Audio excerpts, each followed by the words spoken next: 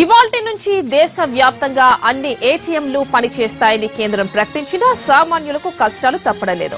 వేలాది ఏటీఎంలు ఇంకా తెరుచుకోలేదు. ఓపెన్ చేసి ఉన్న ఏటీఎంలలో కూడా డబ్బులు లేకపోవడంతో ప్రజలు నిరాశ చెందుతున్నారు. నగదు విత్డ్రా చేసుకుందామని ఏటీఎంలకు వెళ్లిన వాళ్లకు నో క్యాష్ బోర్డులు కనిపిస్తున్నాయి. ఏటీఎంల నుంచి చెల్లని నోట్లను తొలగించి కొత్త నోట్లను పెట్టే ప్రక్రియ ఇంకా పూర్తి కాకపోవడంతో కొన్ని బ్యాంకులు ఏటీఎంలను క్లోజ్ చేసి ఉంచాయి.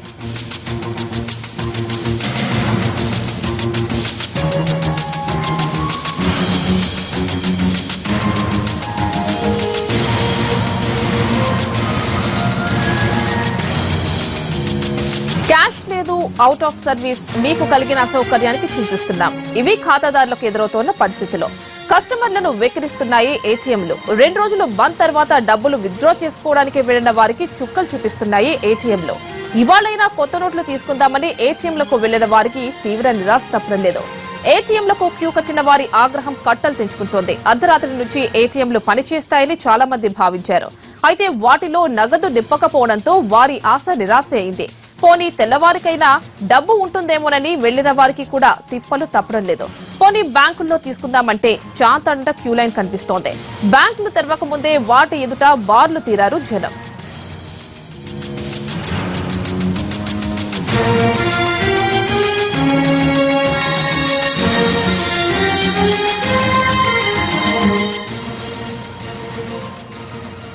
చేతిలో ₹1,00,000 వాటిని బ్యాంక్ లో వేసుకోవచ్చా? ఒకవేళ అకౌంట్ లో వేస్తే వాటికి పన్ను వేస్తారా? ఒకవేళ ట్యాక్స్ వేస్తే ఎంత ఉంటుంది? పాత నోట్లని బ్యాంకుల్లో డిపాజిట్ చేయాలనే కేంద్రం ప్రకటనతో ఇలాంటి సవాలక్ష సందేహాలు వేధిస్తున్నాయి సామాన్యుడిని. రైతులు, గృహిణులు టెన్షన్ పడుతున్నారు. కొందరు భయంతో పాత నోట్లను కాల్చేస్తున్నారు. మరికొందరు ఉద్రేకంలో ప్రాణాలు తీసుకుంటున్నారు. ఇలాంటి అనుమానాలన్నీ నివృత్తి చేసింది కేంద్ర ఆర్థిక మంత్రిత్వ శాఖ. బ్యాంక్ అకౌంట్ లో జమ చేసే ₹2.5 లక్షల వరకు ఎలాంటి పన్ను ఉండదని స్పష్టం చేసింది. ₹2.5 లక్షల కంటే ఎక్కువ డబ్బు కూడా జమ చేసుకోవచ్చు. అయితే దానికి సంబంధించి ఆదాయ మార్గాలను ప్రభుత్వ శాఖలు అడిగినప్పుడు చూపించగలిగితే చాలు. అంటే సంబంధిత పత్రాలుంటే ఎన్ని లక్షలైనా జమ చేసుకోవచ్చు. అంతేకాని దళార్లను నమ్మి మోసపోవద్దని అందరికీ అర్థమయ్యేలా స్థానిక భాషల్లో కూడా ప్రచారం నిర్వహిస్తోంది కేంద్ర ఆర్థిక శాఖ.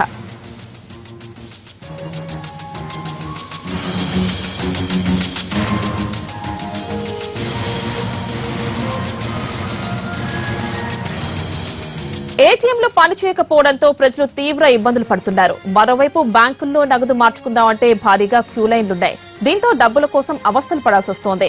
ప్రస్తుతం హైదరాబాద్ లోని పరిస్థితిని మా ప్రతినిధి రాజు అందిస్తారు. ఓటు రాజు. డబ్బుల కోసం జనం తంటాలు పడుతూనే ఉన్నారు. నేటికి 3వ రోజు అని చెప్పుకోవచ్చు. ఇవాళ ఏటీఎంలు పనిచేస్తాయని చెప్పి చాలా మంది భావించారు. కానీ పరిస్థితి మరోలా ఉంది. ఇప్పటి వరకు కూడా చాలా ఏటీఎంలు తెరుచుకోలేదు. డబ్బు కోసం ప్రజలంతా కూడా బ్యాంకుల వద్ద క్యూ కడుతున్నారు. ఒకవైపు ఎక్స్చేంజ్ కోసం చాలా మంది ఇక్కడికి చేరుకుంటున్నారు. ఎక్స్చేంజ్ ఏదైతే ఆధార్ కార్డు కావచ్చు, మిగతా ఐడెంటిటీ కార్డ్స్ తీసుకొని ఇక్కడికి వస్తేనే ఎక్స్చేంజ్ చేసుకునే అవకాశం ఉంది. దానికి కూడా ప్రత్యేకంగా లిమిట్ పెట్టినటువంటి పరిస్థితి. ఉదయం నుంచే ఆ బ్యాంకుల వద్ద ఎదురు చూస్తున్నారు. లోపలికి వెళ్ళినా సరే బయట క్యూ లైన్లు ఏ విధంగా ఉన్నాయో మనకు స్పష్టంగా అర్థమవుతుంది. రోడ్డుపైకి వచ్చారు. దాదాపు 100ల కొద్ది జనం ఆ క్యూ లైన్లో నిల్చున్నారు. నిత్యావసరాలు కొనుక్కునేందుకు కూడా చాలా ఇబ్బందికరంగా ఉండడంతో జనమంతా ఇప్పుడు బ్యాంకుల చుట్టూ వచ్చినటువంటి పరిస్థితి. కానీ ఈరోజు ఏటీఎంలు తెరుచుకుంటాయి అనుకున్నారు. కానీ ఇప్పటి వరకు ఏటీఎంలు తెరుచుకోలేదు. ఏటీఎంలు అన్నీ కూడా మూసే ఉన్నాయి. ఎక్కడో కొన్ని చోట్ల మాత్రమే కొన్ని ఏటీఎంలు తెరుచుకుని ఉన్నాయి. దాంతో అక్కడ కూడా జనం పెద్ద ఎత్తున చేరుకుంటున్నారు. తమకు కావాల్సినటువంటి డబ్బులను డ్రా చేసుకునేందుకు ప్రయత్నాలు చేస్తున్నారు. చెప్పండి, ఎంతసేపు నుంచి వెయిట్ చేస్తున్నారు? एक्सचेंज 4000 हो रहा, 2000 का नोट दे रहा, बाकी के 100 के नोटा दे रहा. अब 2000 की नोट क्या करना, 500 के नोटा तो निकाला नहीं, घर में रख लेना पड़ता. कितने टाइम से आप वेटिंग कर? मैं सुबह 9 बजे से आया हुआ हूँ. ब्रेकफास्ट भी नहीं किया. मैं बहुत तकलीफ हो रही है. क्या करना आप बोलो. आप बैंक अभी ओपन हुआ. अभी गेट भी ओपन नहीं करे, अभी लॉक नहीं खोले. బ్యాంక్ ఓపెన్ చేశారు కానీ ఇంకా గేట్ ఓపెన్ చేసినటువంటి పరిస్థితి లేదు. జనం మాత్రం ఇబ్బందులు పడుతూనే ఉన్నారు. ఒకవైపు 2000 నోట్ ఇస్తే ఆ 2000 నోట్ను చేంజ్ చేసుకోవడం ఎలా అని వాళ్ళు ప్రశ్నిస్తున్నటువంటి పరిస్థితి. చెప్పండి, ఎలా ఉంది? సమస్యలు ఎలా ఉన్నాయి? డబ్బులు చిల్లర దొరుకుతున్నాయా? నరేంద్ర మోడీకి ఒకటే విజ్ఞప్తి చెప్తున్నాను. మిడిల్ క్లాస్ వాళ్ళు చాలా సఫర్ అవుతున్నారండి. ఇప్పుడు హాస్పిటల్కి వెళ్తే 500 రూపాయలు నోట్ తీసుకెళ్తే మెడికల్ షాప్లోకి వెళ్తే టాబ్లెట్స్ ఇస్తలేడు. ఫోన్ పెట్టుకుని కూడా టాబ్లెట్ ఇవ్వమంటే కూడా ఇస్తలేడు. కిరాణా షాప్కి వెళ్తే కూడా కిరాణా షాప్ వాడు ఇసుకుంటలేడు. మేము ఎట్లా బతకాలి?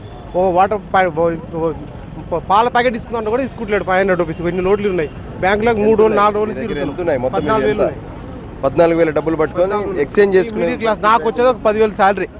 10,000 శాలరీ, వాళ్ళు వచ్చే శాలరీలో కిరాయి 5,000 కిరాయి కడితే కూరగాయలకు ఏమన్నా కడితే ఏమి ఇస్తాం చెప్పండి. దేడికి వెళ్ళినా కూడా 500 రూపాయలు చెల్లే అంటారు. బ్యాంకులకు వెళ్తే లీవ్ 3 రోజుల నుంచి లైన్లో ఉన్నారు. ఒకవేళ కట్టినా కూడా 14,000 కట్టినా కూడా మా పాప హాస్పిటల్లో ఉంది. ఆమెకు టాబ్లెట్స్ కావాలంటే పైసలు ఏడుకలు వస్తాయి. 2 డేస్ ఆగవలసి వస్తుంది. 2,000 లోటు ఇస్తున్నాడు. 2,000 కూడా ఓడి తీసుకుంటలేరు ఇప్పుడు. ఓకే, చూడొచ్చు జనం మాత్రం ఇంకా క్యూ లైన్లోనే ఉన్నారు. వాళ్ళంతా ఇబ్బందులు పడుతూనే ఉన్నారు. ఒకసారి వాళ్ళని అడిగి తెలుసుకుందాం. కబ్ से आप वेटिंग कर रहे?